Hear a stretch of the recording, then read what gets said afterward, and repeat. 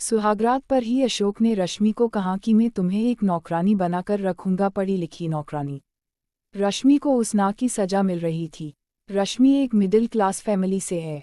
रश्मि घर में सबसे बड़ी है और वो 3 भाई बहन है।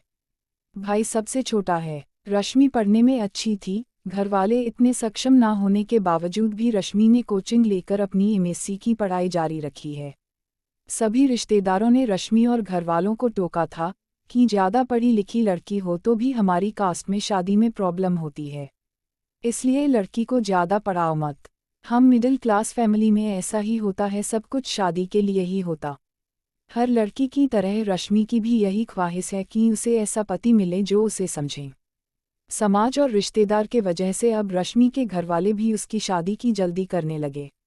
शादी के लिए कई रिश्ते भी आए, लेकिन शादी के लिए जब कुंडली मिलाई गई तभी घरवालों को पता चला कि रश्मि की कुंडली में कुछ दोष है, जिसके कारण कहीं भी बात नहीं बन पा रही थी। बस इस बात से रिश्तेदारों को और बातें बनाने का मौका मिल गया था।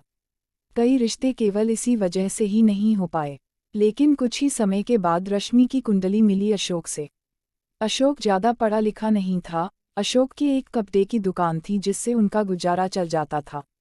जिस तरह का लड़का रश्मि अपने लिए चाहती थी अशोक वैसा तो नहीं था, लेकिन अशोक और रश्मि की कुंडली मिल गई थी। रश्मि के पिता ने जब रश्मि को अशोक की तस्वीर दिखाई तो रश्मि को लड़का दिखने में अच्छा ही लग रहा था, लेकिन रश्मि का मन नहीं मान रहा था। इसलिए पिता ने जब पूछा कि क्या करे बता, तो रश्मि ने कहा कि मुझे नहीं करना।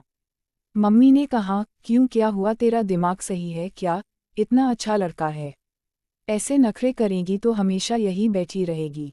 एक तो कुंडली किसी से मिलती नहीं और जब वो शादी के लिए तैयार है, सब कुछ अच्छा है, तो तुझे नाटक आ रहे हैं, क्या खराबी है लड़के में। माँ यह सब रश्मि को सुना ही रही थी, लेकिन रश्मि के पिता ने बात समझी और कहा ठीक है बेटा, और ढूंढते हैं। जब अशोक के घरवालों की तरफ से फ़ोन आया यह पूछने के लिए कि हम आ जाए घर और परिवार देखने, तो रश्मि के घरवालों ने कहा हम आपको बता देंगे। इस बात से वो भी समझ गए थे कि उनकी तरफ से हाँ नहीं है, इसलिए उन्होंने फिर दूसरी बार फ़ोन नहीं लगाया।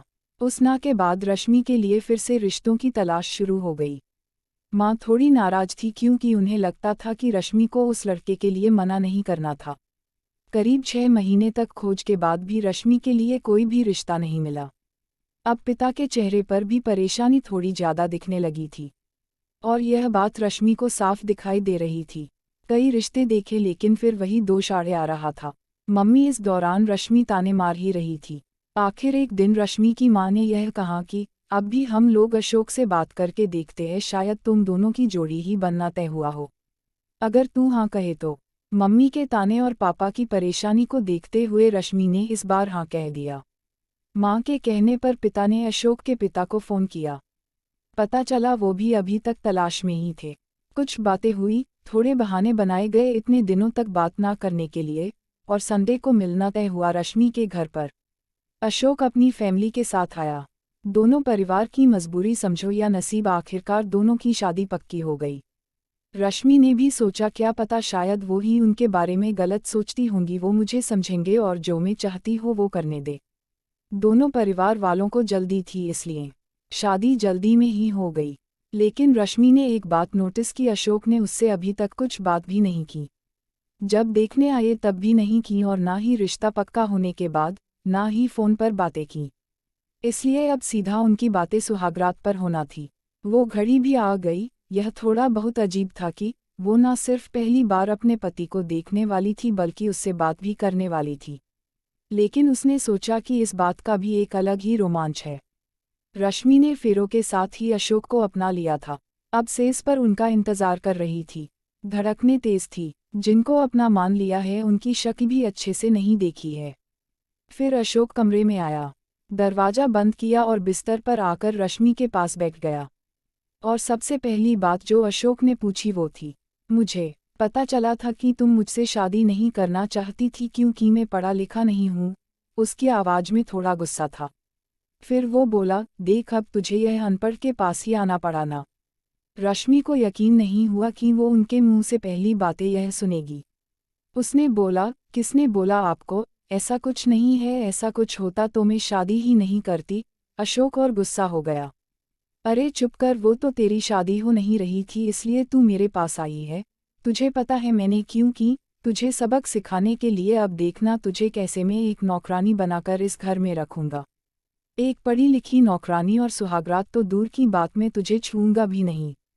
किसी भी लड़की के लिए पहली रात अपने पति से सुनना बहुत ज़्यादा परेशान करने वाली बात होगी, और रश्मि को इस बात ने बहुत परेशान किया। एक मिनट में उसे लगा कि क्या उसने कोई गलती कर दी। शादी करके उसकी आंखों से आंसू झरने लगे। सारी रात उसने बिना सोए निकाल दी। अगले दिन वो घर के काम में लग गई। सास ससुर का स्वभाव अच्छा ही था। काम करते करते उसके दिमाग में उनकी कहीं बातें ही चल रही थी। रात फिर अशोक कमरे में आया। रश्मि कुछ काम कर रही थी। अशोक फ़ोन पर अपने दोस्त से बात कर रहा था। कह रहा था कि मैं इसका घमंड ठिकाने पर लगा दूंगा, और भी ना जाने क्या क्या। रश्मि के तो शादी और पति के अरमान पर जैसे पानी फिर गया। रश्मि का जी तो चाहा कि वो अभी घर चली जाए, लेकिन फिर उसे अपने घरवालों की परेशानी का ख्याल आया। फिर कुछ देर चुप रहने के बाद उसने सोचा वो जो चाहे करें, उन्हें करने देती हूँ, लेकिन मैं अपना काम करती हूँ। तब से वो सिर्फ अपना काम करने लगी, क्योंकि उसके पास कुछ और चारा भी नहीं था। कहीं ना कहीं वो यह समझ गई थी कि अशोक उसे दुखी करना चाहता है। अगर वो उसका उल्टा करेगी तो ऐसा दिखाएगी कि उनकी इन बातों से उसे कुछ फर्क नहीं पड़ रहा, तो शायद अशोक का यह खेल बंद हो जाए। आखिर पढ़ा लिखा होने से कुछ तो फर्क पड़ता है। रश्मि ने जीवन की इस सबसे बड़ी चुनौती को भी स्वीकार किया। उसने घुटने नहीं टेके। उसने सोचा कि रोना नहीं है, बातों को ठीक करना है जब तक उसके हाथ में। उसने यही किया। वो बेवजह खुश रहने लगी। अपनी सास ससुर को अच्छे से बना के खिलाने के साथ उनके साथ मंदिर मार्केट जाने लगी। चेहरे पर कोई परेशानी नहीं। अशोक यह सब देख रहा था। वो भी अपनी कोशिशों में लगा था। करीब 20 दिन बाद ही उसके चेहरे का रंग उड़ने लगा। उसे लगा कि रश्मि को तो कुछ फर्क नहीं पड़ रहा है, तो वो इसी बात से दुखी होने लगा। इस दौरान उसके दोस्तों से बातें शेयर करना जारी था। रश्मि का यह प्लान काम किया। अशोक के सब्र का बांध टूट गया, और फिर एक रात जब रश्मि कमरे में गई तब अशोक ने दरवाज़ा बंद किया और जबरदस्ती उसे पकड़कर बिस्तर की ओर ले जाने लगा। लेकिन इस बार उसे रश्मि का वो रूप दिखाई दिया जो उसने सोचा भी नहीं होगा। रश्मि ने अपना हाथ जोर से झटका मार के छुड़ाया। कहाँ, क्या कर रहे हो आप? अशोक जैसे घबरा सा गया। उस दिन सुहागरात पर आप कह रहे थे कि आप मुझे छुओगे भी नहीं, तो लगता है आज आपके उन आवारा दोस्त ने फिर आपको कुछ सिखाया है जो आप मेरे साथ जबरदस्ती यह हरकत कर रहे हैं। अशोक बोला, मैं तुम्हारा पति हूँ। रश्मि ने कहा कि हाँ, आप पति है और मुझसे प्यार कर सकते हैं, लेकिन यह प्यार नहीं है, यह कुछ और है।